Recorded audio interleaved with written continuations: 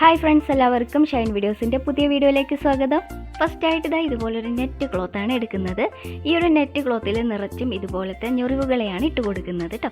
അപ്പോൾ ഫസ്റ്റായിട്ട് ഒരു ഞൊറിവ് ഇട്ടിട്ടുണ്ട്. അതിനുശേഷം ഒരു പിൻ കുത്തി ഞാൻ അതിലേക്ക് ചേർത്ത് വെച്ചിട്ടുണ്ട്. അടുത്തതായിട്ടുള്ള ഞൊറിവ് കൂടി ഇട്ട് കൊടുക്കാം. അപ്പോൾ ഈ ഒരു രീതിയിലാണ് മൊത്തമായിട്ടും ഇതിലേക്ക് ഞൊറിവുകളെ ഇട്ട് കൊടുക്കുന്നത്.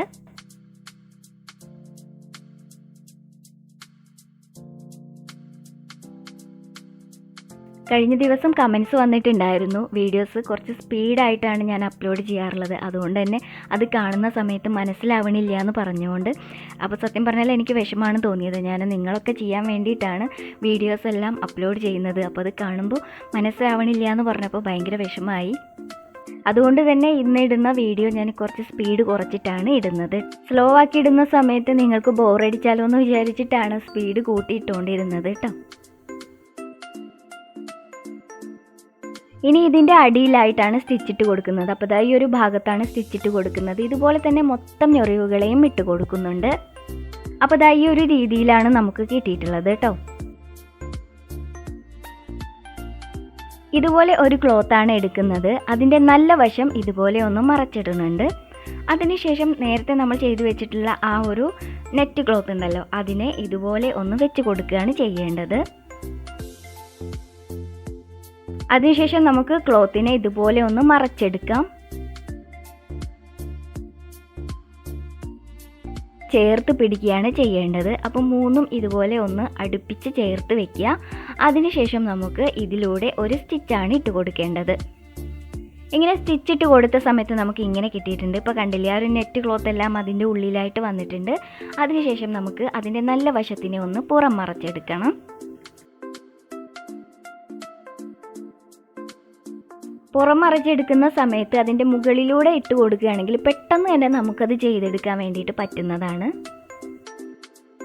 ഫൈനലായിട്ട് വന്നിട്ടുള്ള ആ ഒരു അടിവശം നമുക്ക് ഇതിൻ്റെ ഉള്ളിലൂടെ ഒന്ന് ആക്കി കൊടുക്കുക. അതുപോലെ തന്നെ അതിൻ്റെ ആ ഒരു നൂലിങ്ങനെ പതുക്കെ വലിച്ചു കൊടുക്കുക കേട്ടോ. ചിലപ്പോൾ അത് പൊട്ടിപ്പോവാനുള്ള സാധ്യത ഉണ്ട്. അപ്പോൾ വളരെ ശ്രദ്ധിച്ച് പതുക്കെ വലിച്ചു കൊടുക്കുക.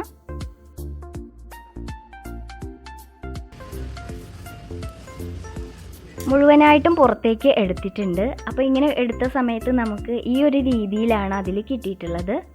ഇനി ഇതിൽ വന്നിട്ടുള്ളത് ആ ഒരു തുമ്പ് ഭാഗം ഉണ്ടല്ലോ, ആ ഒരു തുമ്പ് ഭാഗത്തിന് ജസ്റ്റ് ഇതുപോലെ ഒന്ന് മടക്കി കൊടുക്കുക. ഈ ഒരു ക്ലോത്ത് കൊണ്ട് തന്നെ ഇങ്ങനെ ഒന്ന് മടക്കി കൊടുക്കുക. വീഡിയോ ശ്രദ്ധിച്ചു കഴിഞ്ഞാൽ നിങ്ങൾക്ക് മനസ്സിലാവും എങ്ങനെയാണ് അത് മടക്കി കൊടുക്കുന്നതെന്ന്. അപ്പോൾ ഇങ്ങനെ ഒന്ന് പിടിച്ചതിന് ശേഷം നമുക്ക് ഇതിലൂടെ ഒരു സ്റ്റിച്ച് ഇട്ട് കൊടുക്കാം.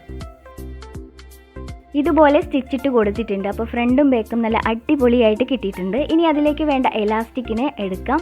ഈ എലാസ്റ്റിക്കിൻ്റെ ലെങ്ത് എടുക്കുന്നത് 6 ഇഞ്ചാണ്. കൂടെ തന്നെ ഒരു 4 ഇഞ്ച് എക്സ്ട്രാ ഇടുന്നുണ്ട് കേട്ടോ, തുമ്പായിട്ട് പോകുന്നതിന് വേണ്ടിയിട്ട്. അതിനുശേഷം നമുക്ക് ഇതിൻ്റെ ഉള്ളിലൂടെ ഒന്ന് ഇട്ട് കൊടുക്കാം.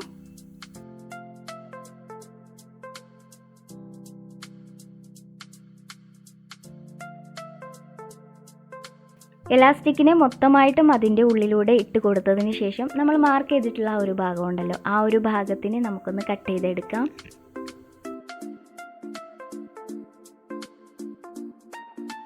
അതിനുശേഷം 2 തുമ്പുകളെയും ചേർത്ത് പിടിച്ച് നല്ല വൃത്തിയായിട്ടൊന്ന് തുന്നിയെടുക്കുക.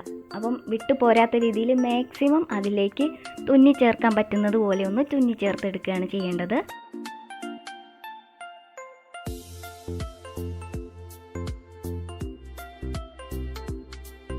തുന്നിയെടുത്തിട്ടുള്ള ആ ഒരു എലാസ്റ്റിക്കിൻ്റെ ഭാഗം ഉണ്ടല്ലോ, അതിനെ മൊത്തമായിട്ടും അതിൻ്റെ ഉള്ളിലൂടെ ഒന്ന് ഇട്ട് കൊടുക്കുക. ക്ലോത്തിൻ്റെ തുമ്പൊക്കെ വിട്ടു പോകുന്ന ഭാഗങ്ങളൊക്കെ ഉണ്ടെങ്കിൽ അവിടേക്ക് ജസ്റ്റ് ഇതുപോലെ ഒന്ന് ലൈറ്ററിനെ വെച്ച് കൊടുക്കുക. അതുപോലെ തന്നെ ഈ 2 എഡ്ജ് ഉണ്ടല്ലോ, ഈ 2 എഡ്ജുകളെ ഉള്ളിലേക്ക് വരുന്ന രീതിയിലാക്കി പിടിച്ചതിന് ശേഷം ഇതുപോലെ സൂചി നൂലും കൊണ്ട് തുന്നിയെടുക്കുകയാണ് ചെയ്യുന്നത്. അപ്പോൾ മനസ്സിലാവാത്ത രീതിയിൽ തുന്നിയെടുക്കുക.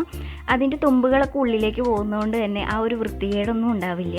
അപ്പോൾ എല്ലാം തുന്നിയെടുത്ത സമയത്ത് നമുക്ക് ഇതുപോലെ ഒരു ഫ്ലവർ ഷേപ്പിൽ കിട്ടിയിട്ടുണ്ട് കേട്ടോ. നല്ല ക്യൂട്ടായിട്ടുള്ള ഹെയർ ബണ്ണ് നമുക്ക് റെഡി ആയിട്ടുണ്ട്.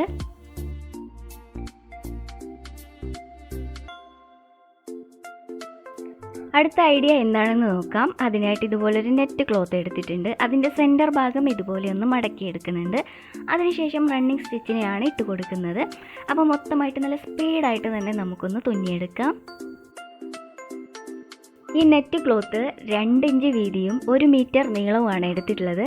അതിന് മൊത്തമായിട്ടും ഇതുപോലെ തുന്നിയെടുത്തതിന് ശേഷം നമുക്ക് നല്ല ഫിറ്റായിട്ട് തന്നെ തുന്നി യോജിപ്പിച്ചെടുക്കാം.